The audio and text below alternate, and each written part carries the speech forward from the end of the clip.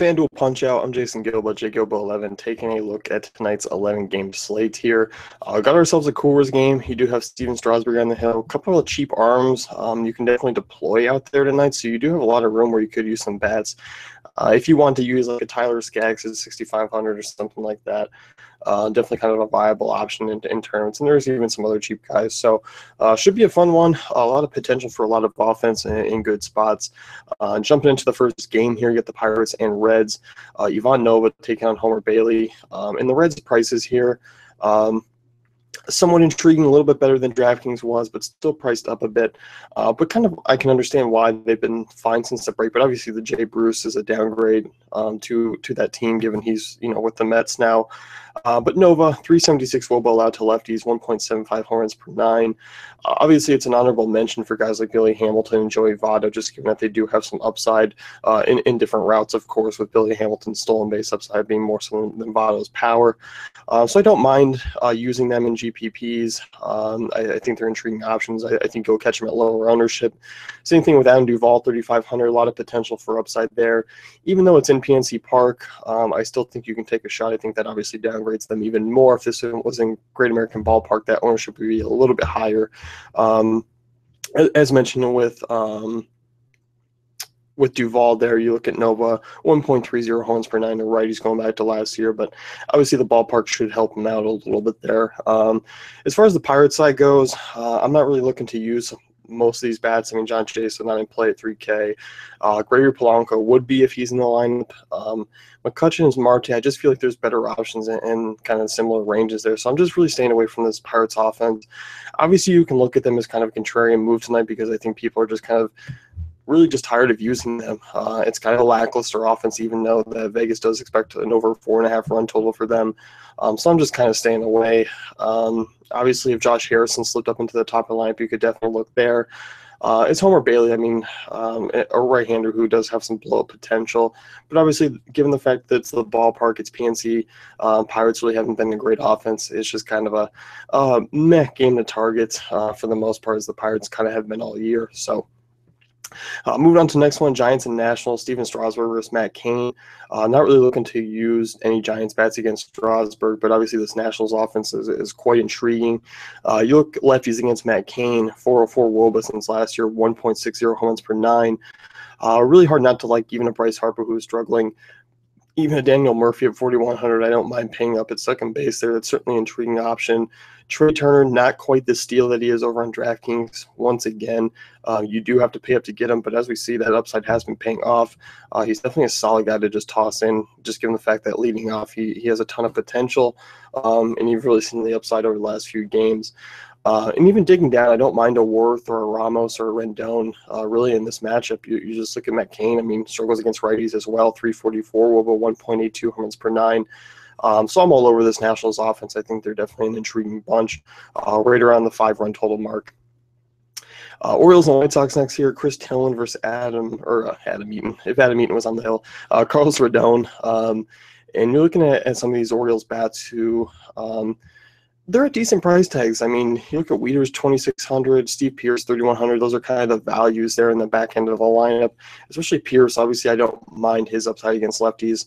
And you look at Rodon, 364 WOBA to righties, 1.39 home runs per nine since last season.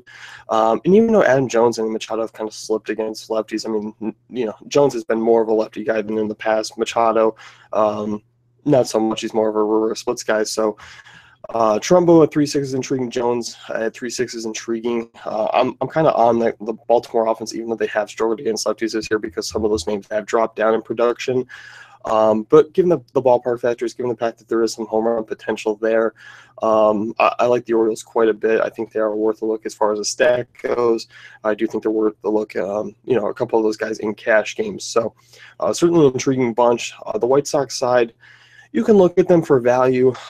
It is contrarian value. It's not quite the dive down option like it is over on DraftKings, but obviously given that Tillman, right-handers can't get to him at times, 328 WOBA, 1.35 home runs per nine going back to last year, and he does have his blow-up potential starts. I don't mind using guys like Jose Abreu. I don't mind using Todd Frazier, even though he is a little bit expensive here in GPPs just because there is plenty of upside. Outside of that, I'm not really looking to use anyone else. I mean, I guess if you want to look at that and meet at 3,500, you can certainly do that. But overall, this White Sox offense really hasn't been that intriguing this year. Rangers and Astros, and I'm expecting a lot of runs between both sides here in this ballpark. Doug Fister on the hill, I mean, he's a guy who has struggled with lefties, you know, pretty much for the last couple seasons, especially more so this year. But going back to last year, 343 WOBA, 1.50 home runs per nine. So I'm definitely in on some of these left-handed bats here, even though they are more expensive. Carlos Beltran at 3,500 is a really nice price, and obviously you got Chu and Odor both at 3,900. I definitely like that matchup for both of them, or for all three of them. And I don't even mind Jonathan Lucroy at 3K. I'm kind of staying away from Desmond and Beltre, and kind of just using the guys who have hit righties very well this year. So certainly intrigued with those guys, especially in that ballpark. And on the Houston side, George Springer, not quite the same value. Correa, not quite the same value, but certainly still in play against Harrell, who's just kind of your average right-handed pitcher. There's nothing really special about him. A journeyman through most of his MLB career. So obviously Springer is certainly in play. Altuve as well. Correa. I like it kind of more of a stack. Correa and Springer certainly one-off potential. Alex Bregman, if he's at the top of the line, again 2,300. Even though there really hasn't been much that comes out of it. But obviously that's certainly in play for value. I'm not really looking at the back half of that lineup. I think we can kind of focus on the top four. Mets and Tigers next here, Logan Verrey and Matt Boyd. Neil Walker I like a little bit more here, and Walker's a guy who has found some power against southpaws this season, so definitely keep that in mind. You look at Boyd, I mean, against righties, 362 WOBA since last season, 2.07 home runs per nine, so there is some potential. Same thing with Wilmer Flores at 2,800. Definitely look at some of the right-handed bats there. Travis d'Arnaud at 2,400, an interesting punt option at catcher. So definitely a couple righties in this Mets lineup that are a lot better prices over here on FanDuel, so I don't mind them. The Tiger side of things, I definitely like quite a bit. And once again, I mean, I was talking about this on DraftKings, is that lineup is incredibly deep, especially adding JD Martinez back into that lineup. But you look at Verrey, he's definitely a guy who I'm looking to target against with both sides of the plate, really. And obviously you have the potential of using Martinez as a catcher, which is always nice here on FanDuel at 3-1. But I'm definitely looking to use them 1 through 7. Obviously, Upton, Castellanos are kind of more GPP options, while the rest I can definitely see using in cash games. So definitely keep an eye on that. Tigers' offenses are projected for nearly 5.5 runs tonight, which is the highest on the board. Outside of Coors, highest on the board. You can definitely give a look to their way. Blue Jays and Royals next here. Aaron Sanchez versus Danny Duffy. For me, this game's kind of a game where I'm not really looking to get a ton of exposure to, more so on the Blue Jays side, if anything, just given the fact that there are a couple of right-handers that could get to Duffy, like a Donaldson, like a Bautista, Encarnacion, and Travis up top. Obviously, it's the front four you can consider. Duffy is a guy with a lot of swing and strike potential, and that's something that kind of struggles with the Jays. But obviously, Danny Duffy, 1.25 homers per nine to righties going back to last year is certainly something I'll keep an eye on for those bats. They're all really just GPP plays. I'm not really looking at them in cash. And as far as the Royals go, not really looking to use anyone against Sanchez. I'm just kind of staying away from the Royals bats tonight. Braves and Cardinals, and hoping for a better showing out of the Cardinals offense. And I still like their prices here against an average right-hander, Roberto Hernandez.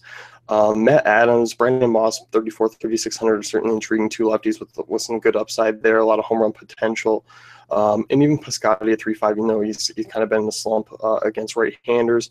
And as I mentioned yesterday, we got Carpenter at a nice price. Now he's kind of priced up as we expected in the 4K range.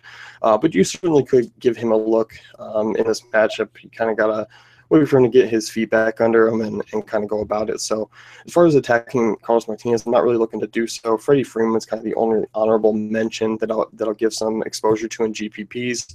But outside of that, not really looking for anyone to do some damage in this Atlanta offense. Rockies and Marlins here, and this one's different because Stanton was very cheap. on DraftKings here. He's expensive at 4.8. I still think, he obviously, if you're paying down a pitcher, you can work him in, but I do like the surrounding pieces of a Yelich at 4,200 or Nozuna at 38, just because it is a bit of a discount against Bettis, who is a reverse splits guy, 351 WOBA, 1.35 runs per 9. Obviously, much like last night, you can use the front of this lineup. You can still use Gordon and Yelich because Bettis is average against lefties. GT Real Muto, 3,700, a little expensive for me, but in Coors, getting that Coors bump, I certainly don't mind it. You can definitely fire away with Marlins 1 through 6 there, and I'm certainly intrigued just given the fact that I am expecting more runs coming out of that game than I do last night. And on the other side, definitely looking at some Cashner, stacks against him. You just see him 367 WOBA allowed to lefties, 1.54 homers per 9 going back to last year. Obviously, Blackman and Carlos Gonzalez and David Dahl are all intriguing outfield options, all left-handed, and you can throw Arenado in there at 4.4, just because Cashner, pretty average against right-handers as well. So it's definitely something I'm looking to use. Definitely in a stacking potential. Definitely you can work them in and out of cash games. That Coors game should be a lot better than it was last night. Brewers and Diamondbacks next game here, Patrick Corbin versus Matt Garza, and the Brewers bats are still priced up here. Jonathan Villar 4.1, Ryan Braun 4.5, Hernan Perez 3.3, definitely some upside there. You look at Corbin, he's really struggled in Chase Field. Corbin 350 WOBA allowed to right-handers, 1.26 home runs per 9. So I don't mind the Brewers right-handed bats. You can look at a Chris Carter with some significant GPP upside, but not a cash game guy I trust, just given his high strikeout rate. But I think it's pretty limited there. You're just looking at Milwaukee. And on the Diamondback side, I do like some of these prices quite a bit against Garza. I love Segura at 3.4. We'll talk about Garza's splits. I mean, going back to last year, 348 WOBA allowed to righties, 1.14 homers per 9. Lefties, 368 WOBA, 1.45 homers per 9. Really for me, 1 through 6 are all certainly in play. Yes, Manny Tomas, a really nice price tag, and we saw his upside last night. And you also got Jake Lamb. So for me, I'm a big fan of the Diamondbacks here on FanDuel. A lot of great value potential there. Obviously, Goldschmidt's the most expensive one at 4,100. But outside of that, everyone's below 3,500. So a lot of value there. 1 through 6, all certainly playable. David Peralta, cheap outfielder if you want to get another lefty in that lineup. Bourne's kind of the odd man out. He ranks last on my list of guys 1 through 6 there. Phillies and Padres, Jake Thompson versus Paul Clemens. This is obviously an intriguing matchup for the hitters here. You can definitely look at Ryan Schimpf or a Solarte or Dickerson, both very cheap, kind of floating around the 3,200 range. Against a Jake Thompson, who doesn't miss many bats. He's done okay in the minors, an ERA around 250, but just given the fact that he doesn't miss many bats and at the major league level, you kind of need to do that. I feel okay about using the Padres and GPPs and kind of mixing them in and out of other stacks. And same thing goes with the Phillies. I mean, Paul Clemens has been hit hard by right-handers this year, so I really like Maikel Franco, Aaron Alter, Cameron Rupp. Those are all really intriguing options to me. And even though Duber Herrera, I like his price much more here on FanDuel, certainly intriguing than the 4,600 over on DraftKings. So I don't mind grabbing some value from this game. I think it's a great game to kind of target. And we've seen Petco be sort of neutral for hitters over the last few years. So it's definitely a different park to hit in. And I think you should feel actually, oddly enough to say, feel fairly comfortable kind of using some of those bats there. I think you'll see some runs. Angels and Mariners, Taijuan Walker versus Tyler Skaggs, and I'm not really looking to use anyone in this game. Nelson Cruz, 3,800. He's priced up against a lefty who has been very well, but obviously we know Cruz's potential against southpaws, so he's always in play. And same thing goes with the Daeho Lee, who is cheap. He's got some solid power, but tougher than usual matchup. And on the Angels side, I'm really not looking to use anyone from this game. I think this one, on 11-game slate, there are definitely better options to kind of target. So I'm just going to crossing everything off as far as hitters go in that game outside of a Cruz or Daeho Lee. So that's going to wrap things up with the FanDuel Punch-Out. Be sure to check out DaveFantasyCafe.com for all great tools and content.